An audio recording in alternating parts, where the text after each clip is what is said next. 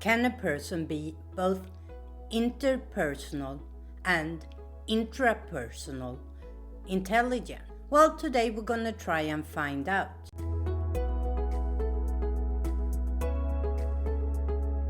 Hi, I am Pixelpia.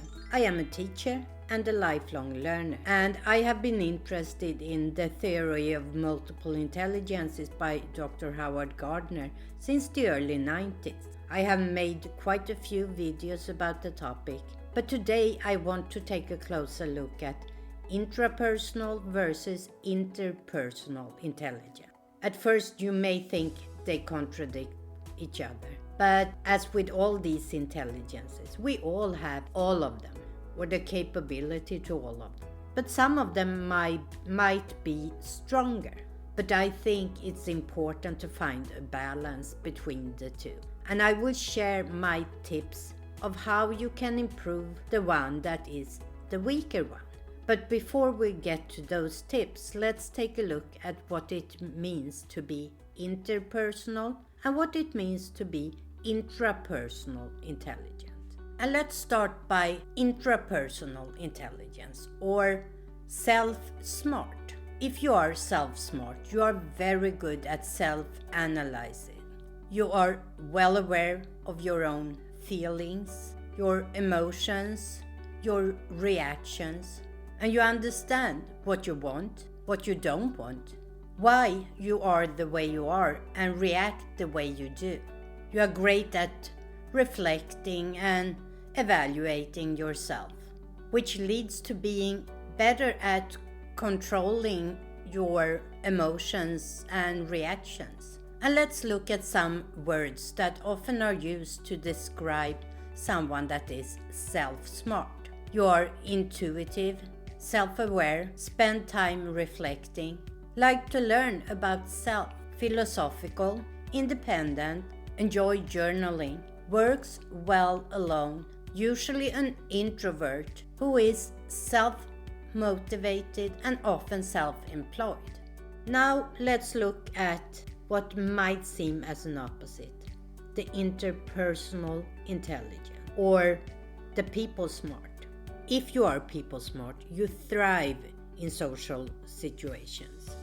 You enjoy being in a crowd, you relate very well with others, and you're good at managing relationships. You understand the motivations and the needs of others, and you can easily adapt. You are sensitive to other people's moods, temperament, feelings, and motivations. You are a good mentor. You like working in groups and as a tutor. You are very good at communication, both verbal and non-verbal, and you have the ability to entertain different perspectives at one time. So here are some words and expressions that describes someone that's people smart. Extroverted, enjoy social events, love crowds, empathic, enjoy teaching others, has many friends, enjoy team sports, enjoy counseling others, loves meeting new people, and are very sensitive to others.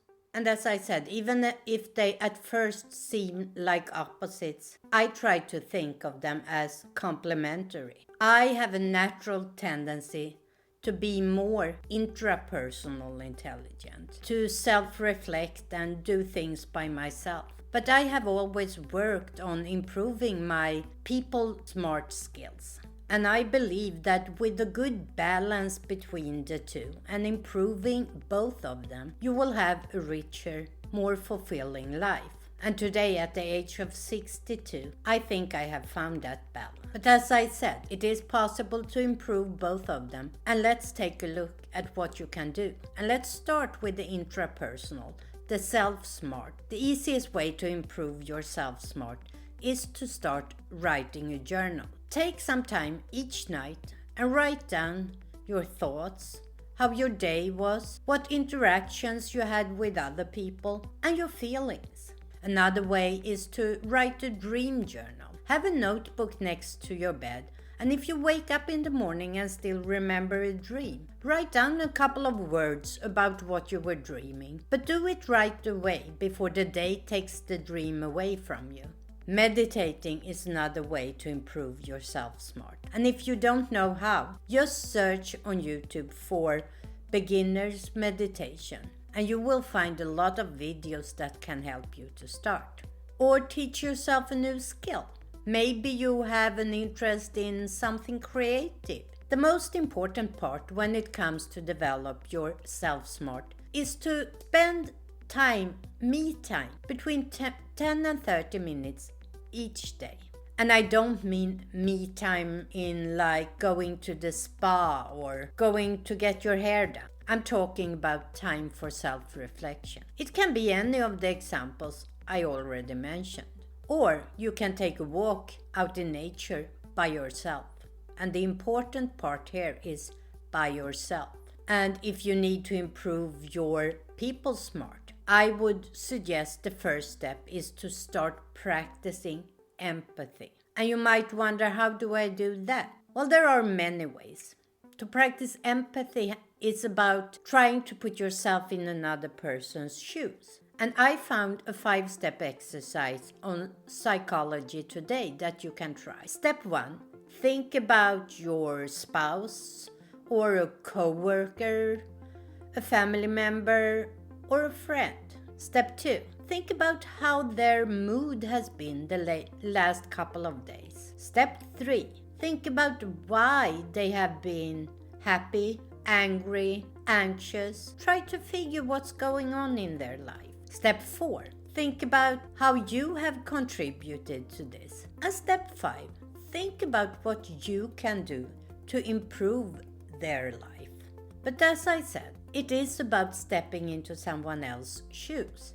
So maybe if you get to meet a new person, ask questions and listen, which leads me to the next step. Practice to become an active listener.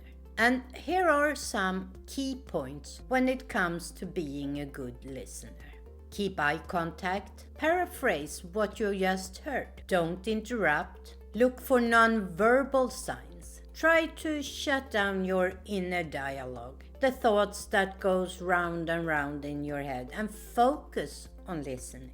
Show that you are interested by asking questions. Be open and try not to be judgmental, and be patient. Another aspect you might need to practice is to work in a team. And when I say team, it can be a work team, a sports team, maybe your family or a group of friends. To be an active team member, there are some things you need to think about. The first is to remember to acknowledge other team members' contributions. Ask for help when you need it. Don't be afraid to take a leader position. Try to anticipate the needs of the other team members and maintain an optimistic outlook.